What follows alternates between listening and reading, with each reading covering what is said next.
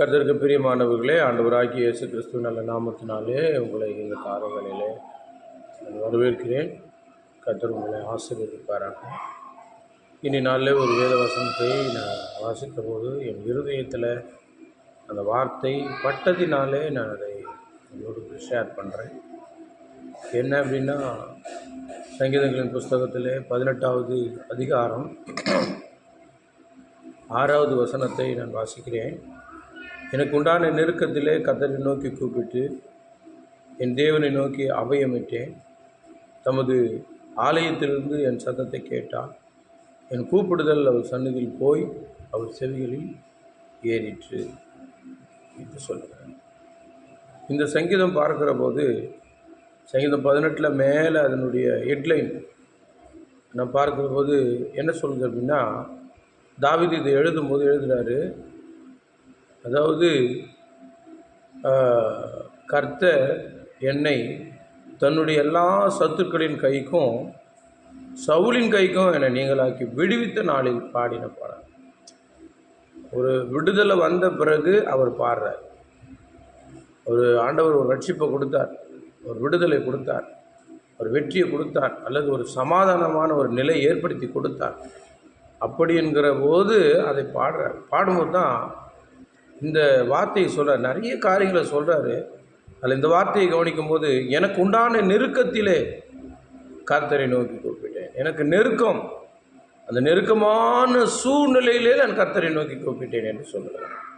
ஒரு பக்கம் சவுல் ராஜாவின் மூலமாய் நெருக்கம், இன்னொரு பக்கம் அநேக சத்துருக்கள் அவருக்கு விரோதமாக இருக்கிறதுனால நெருக்கம்.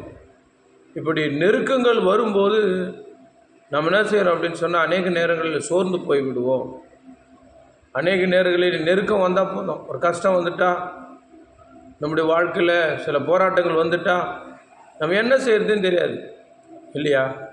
இஸ்ரவேல் மக்கள் கூட அவங்க எகிப்தை விட்டு வெளியே வந்தபோது அவங்க அந்த சமுத்திரத்துக்கு நேராக வந்து நிற்கிறாங்க. அப்போது எகிப்தின் சேனை, பார்வோனுடைய சேனைகள் வந்து அவளை அப்படியே வளைத்து கொள்ளுகிற ஒரு சூழ்நிலை வரும்போது, எதிரில் பார்த்தா சமுத்திரம், கடல் இருக்குது, அதை தாண்டி போக முடியாது. சுற்றி வளைக்கிற ஒரு சத்துருடைய கூட்டம். இப்படிப்பட்ட சூழ்நிலையில் அந்த ஜனங்க வந்து என்ன செஞ்சாங்க அப்படின்னா, முறுமுறுத்தாங்க மோசேயை பார்த்து. எங்களுக்கு அங்கே பிரேத குழியில் நீங்கள் கூட்டிகிட்டு வந்துட்டியா பாரு அப்படின்னு சொல்லி முறுமுறுத்தாங்க. ஆனால் மோசே ஆண்டவருடைய சமூகத்தில் போய் ஜெபித்தான். ஜெபித்த போது தான் ஆண்டவர் சொன்னார், நீ உன் கையில் இருக்கிற கோலை சமுத்திரத்துக்கு நேராக நீட்டு என்று சொன்னார்.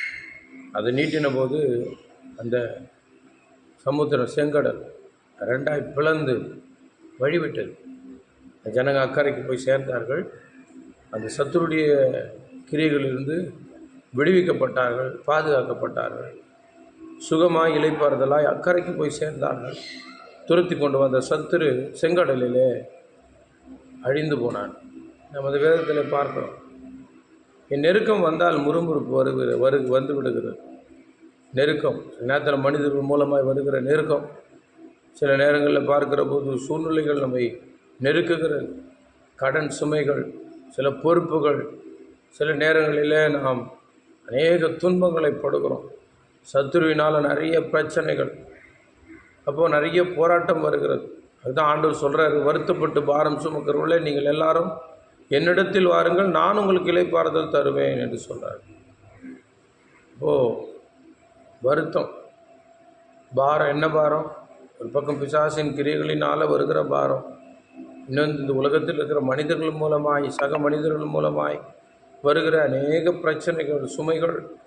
இப்படிப்பட்ட நெருக்கங்கள் வரும்போதெல்லாம் ஆண்டவர் அழைக்கிறார். அந்த சத்தத்தை நாம் மறந்து விடக்கூடாது.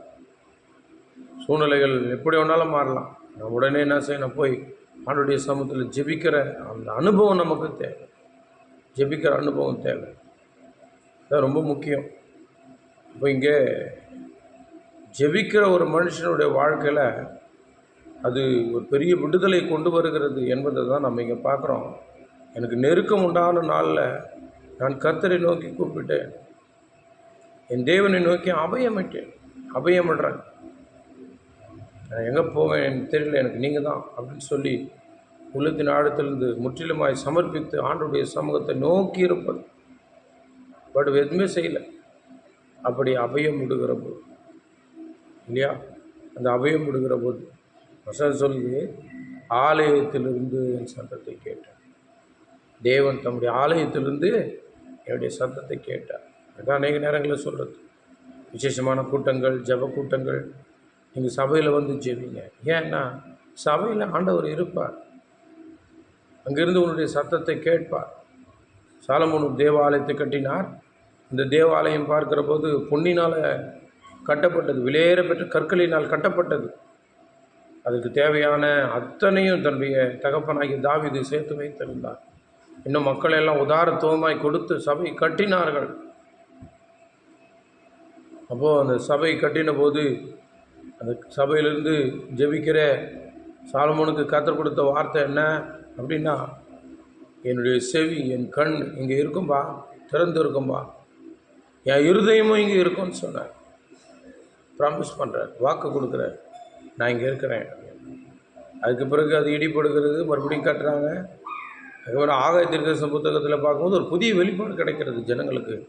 என்னென்னா அங்கே சொல்லும்போது ஆண்டவர் சொல்கிறாரு, நீங்கள் மலைகளுக்கு போய் மரத்தை வெட்டி கொண்டு வந்து அதில் சபை கட்டுங்க, அங்கே என் மகிமை விளங்கும், முந்தின மகிமையை விட இங்கே இருக்கிற மகிமை பெருசாக இருக்கும் அப்படின்னு சொல்கிறேன்.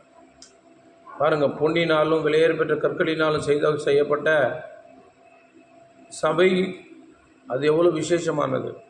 ஆனால் இங்கே சாதாரண நிலையில் கட்டப்படுகிற சபை குறித்து சொல்லும்போது ஆண்டவர் சொல்கிறாரு, நீ கட்டு, இங்கே மகிமை விளங்கும். எப்படி அதுவும் முந்தினதை விட இங்கே சிறப்பாக இருக்கும், ஒரு நல்ல பெரிய மகிமை நீ பார்க்க முடியும்னு சொல்கிறார். அது மட்டும் இல்லை, இங்கே என்னுடைய சமாதானத்தை நான் கட்டளிடுவேன் அப்படின்றார்.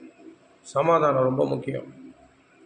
இன்றைக்கி சமாதானம் இல்லாத ஆட்கள், பணம் இருக்கும், பொருள் இருக்கும், வேலை வாய்ப்புகள் இருக்கும், அழகு இருக்கும், அந்தஸ்து இருக்கும், ஆனால் சமாதானம் இல்லாமல் என்ன சொல்கிறது, சீரழிந்த நிலையில் கஷ்டப்பட்டு கொண்டு கண்ணீரோடு இருக்கிறவர்கள் அநேகர். ஆண்டவர் சொல்கிற, என் சமாதானத்தை அங்கே வைக்கிறேன், நாங்கள் ஆசீர்வதிப்பேன், என் மகிமை அங்கே இருக்கும், நான் அங்கே இருப்பேன் கர்த்தர் சொல்கிறார். இப்போ நம்முடைய வாழ்க்கையில் கூட நெருக்கமான சூழ்நிலைகள் வரும்போது நம் தேவனுடைய ஆலயத்துக்கு சென்று ஆண்டவருடைய சமூகத்தில் ஜெபிக்கிற பழக்கம் உடையவனாய் நாம் இருக்கிற போது சொல்கிறாரு, என் சத்தத்தை அவர் கேட்டான்னு சொல்கிறார். என் கூப்பிடுதல் அவர் சந்நிதியில் போய் அவர் செவிகளில் ஏறிச்சு. நான் கூப்பிட்டேன், இப்படி அபயமிட்டேன், முழு உள்ளத்தோடு என் ஏக்கம், என் விருப்பம், என் பிரச்சனை, போராட்டம் எல்லாத்தையும் ஒன்று விடாமல் அவருடைய சமூகத்தில் சொல்லும்போது அவர் என்ன செய்கிறார், என்னுடைய வார்த்தை, என் சத்தத்தை கேட்டார்.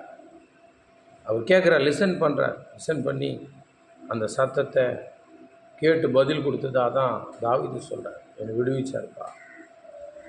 அவருடைய சத்தம், தாவீதோட சத்தம் அவர் செவிகளில் ஏறிற்று. சில நேரங்களில் ஆட்கள் இருந்துக்கிட்டே இருப்பாங்க, ஆனால் என்ன செய்ய மாட்டாங்க அப்படின்னா நம்ம சொல்கிறத கேட்கவே மாட்டாங்க. ஆள் இருப்பாங்க, பேசிகிட்டு இருப்பாங்க, கேட்க மாட்டாங்க, சொல்கிறத கேட்க மாட்டாங்க.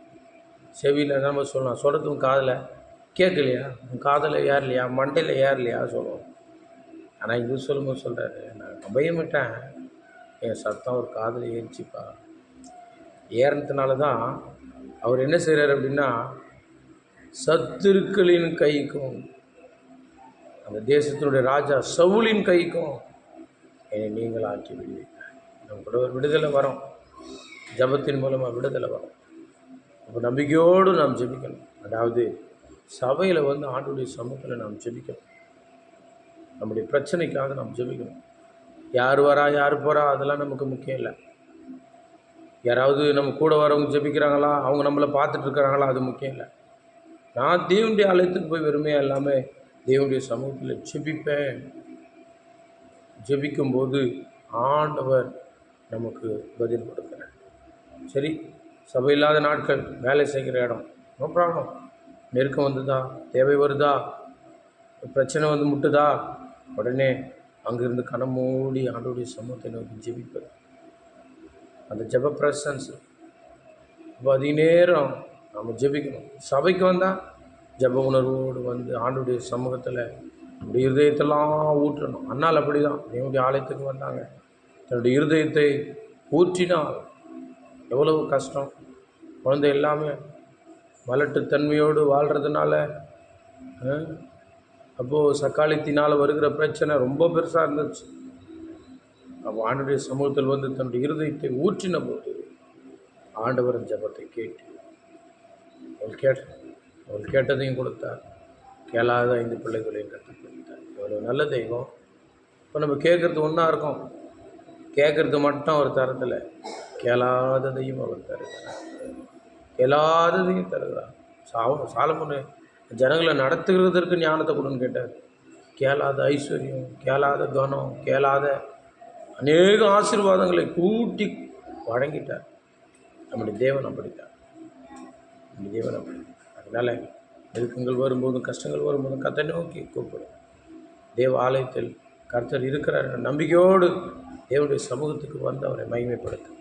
கர்த்தர் உங்களை ஆசீர்வதிப்பார். இன்றைக்கு கூட மாலையிலே நமக்கு 6:30 மணியிலிருந்து 8:30 மணி வரைக்கும் ஜெபம் இருக்கும். அதனால் இந்த ஜெபத்தில் நீங்கள் யாவரும் வந்து கலந்து கொள்ளும்படி நீங்கள் தாழ்மையாக கேட்டுக்கொள்கிறேன். கர்த்தர் உங்கள் ஜெபத்தை கேட்டு உங்களுக்கும் ஒரு விடுதலையை தருவார். தாவீதுக்கு ஒரு விடுதலை கொடுத்தது போல உங்களுடைய வாழ்க்கையிலும் நீண்ட நாள் உங்களை துரத்தி கொண்டிருக்கிற பாடுகளிலிருந்து, கஷ்டங்களிலிருந்து, சத்துருடைய எல்லா பிரச்சனைகளிலும் விடுவிப்பார்.